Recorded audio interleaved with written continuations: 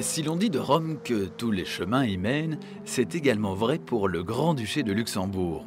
Il occupe une place centrale dans le réseau aérien du nord-ouest de l'Europe.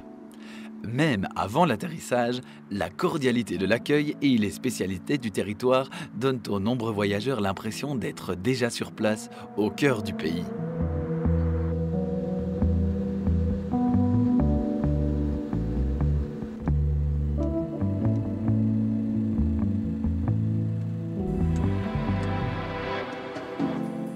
Nous arrivons au Palais Grand-Ducal. Sa façade intéresse les amateurs d'art par son style d'influence hispano-mauresque.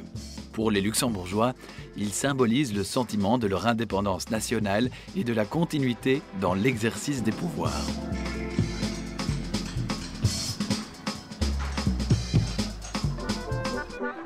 Luxembourg ne peut guère se mesurer aux grandes métropoles du monde, elle est loin pour autant de manquer de charme.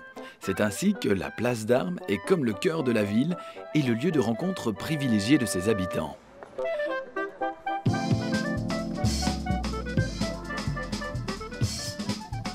Le théâtre lui fait face et c'est un grand plaisir de vivre l'atmosphère des terrasses qui l'entourent ou de goûter au plaisir de la cuisine dans les nombreux restaurants et tavernes que l'on y découvre.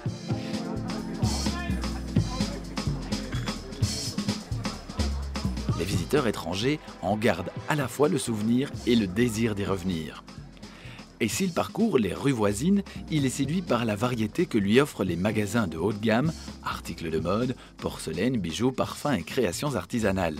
C'est vraiment l'espace de toutes les tentations auxquelles il faut céder sans regret. L'hôtel de ville, de style néoclassique, a été construit entre 1830 et 1838 par l'architecte liégeois Raymond. Mais comme souvent, à Luxembourg, ce bâtiment public n'a rien d'officiel et de distant, car il fait partie d'un espace convivial qui peut surprendre l'étranger. Passons par la place Guillaume, dédiée à Guillaume II, roi des Pays-Bas et grand-duc de Luxembourg de 1840 à 1849.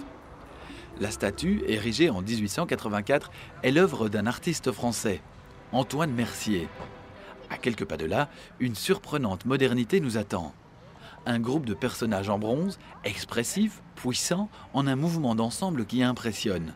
Ombre et jeu de lumière accentuent l'effet.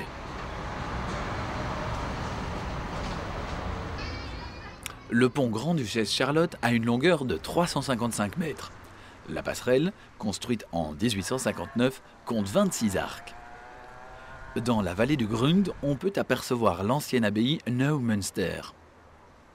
Les Eichhaus, gratte-ciel, construits au Kirchberg, abritent le centre linguistique du Parlement européen. Pour les amateurs de golf, il y a 6 parcours au Grand-Duché. Le pays peut d'ailleurs se réjouir de réunir la plus haute concentration de terrains de golf par kilomètre carré en Europe. En général, les joueurs sont toujours les bienvenus. Dans certains cas, n'ont accès que ceux qui sont classés et qui disposent d'un handicap officiel. Et ce, afin de leur permettre d'atteindre le niveau professionnel.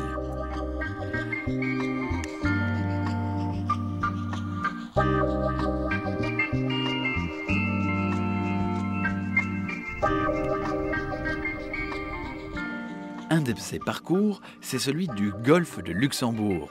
Il est situé à 17 km de la capitale.